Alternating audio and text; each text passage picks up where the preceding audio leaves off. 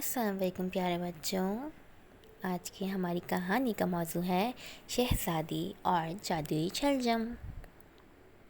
ایک دفعہ کا ذکر ہے، ایک دور کہیں سلطنت میں ایک شہزادی رہا کرتی تھی۔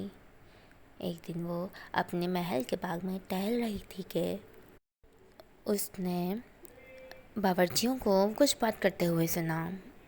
وہ کہہ رہے تھے کہ محل کے پاس والے گاؤں میں ایک بوڑھے جوڑے کی صورت میں ایک جنگل میں پورا بینگن کے درخت ہیں،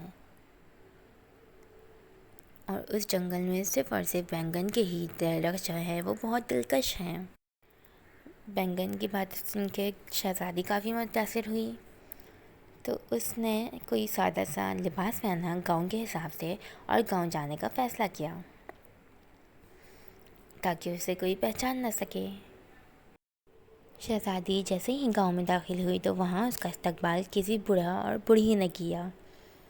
انہیں اندازہ نہیں تھا کہ وہ ایک شہزادی ہے۔ شہزادی نے ان سے اجازت لی کہ کیا وہ بھی بینگن کے جنگل میں جا کے کھیتوں میں کام کر سکتی ہے، تو بڈھا اور بڈھی نے ان کو اجازت دے دی۔ شہزادی نے ان کے ساتھ مل کر کھیتوں میں کام کرنا شروع کیا۔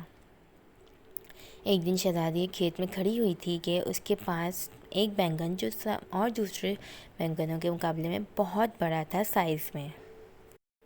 شہزادی جیسے ہی اس بینگن کے قریب گئی تو وہ بینگن بہت بڑا ہو گیا۔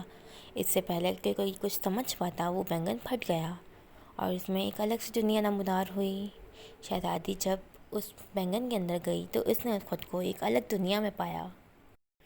دوسری طرف وہ بوڑھا اور بوڑھی بہت پریشان ہو گئے شہزادی کی گمشدگی پہ۔ انہوں نے پھر گاؤں کے ایک جادوگر سے مدد مانگی، تو جادوگر نے انہیں بتایا کہ وہ ایک عام شہزادی نہیں تھی، وہ اس مملکت کی شہزادی تھی اور وہ تمہارے بینگن کے باغ میں گھومنے کے لیے آئی تھی۔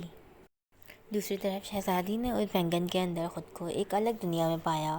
اوپر کا آسمان الگ الگ کلروں سے جگمگا رہا تھا اور رنگ برنگے پھولوں کی خوشبو سے پوری ہوا مہک رہی تھی۔ اندر جانے کے بعد شہزادی کا سامنا بہت ساری چیزوں سے ہوا، جیسے کرسٹل کا بنا ہوا ایک پیارا سا محل جس کے اندر کرسٹل کی بنی ہوئی ایک شہزادی تھی۔ اس نے شہزادی کا بے حد اچھے طریقے سے استقبال کیا۔ وہاں سے نکلنے کے بعد شہزادی کا سامنا بہت ساری کینڈلز سے ہوا، ان لالٹین سے۔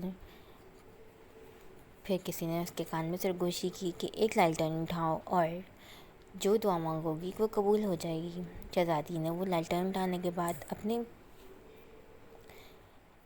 سلطنت اور وہاں کے لوگوں کی بھلائی کے لیے مانگا، تو وہ ایک الگ سی جگہ پر پہنچ گئی جہاں کی سیڑھیاں بہت زبردست بنی ہوئی تھیں۔ وہ ایک محل کی طرح تھا۔ شہزادی کو وہ دنیا بہت اچھی لگ رہی تھی۔ پھر بادشاہ کو معلوم ہوا تو وہ جادوگر کو لے کے جنگل کی طرف چل پڑا تاکہ جادوگر اپنا وہ جادو توڑے اور میری بیٹی باہر آ جائے۔ جادوگر نے وہ جادو جیسے ہی توڑا تو ہنستی کھیلتی شہزادی نمودار ہوئی۔ شہزادی کو دیکھ کر اس کا والد بہت خوش ہوا۔ پھر شہزادی نے بینگن کے اندر کی ساری کہانی سب کو سنائی اور سب کو بتایا کہ اس نے کس طرح بینگن کے اندر ایک الگ سی اور خوبصورت سی دنیا دریافت کی۔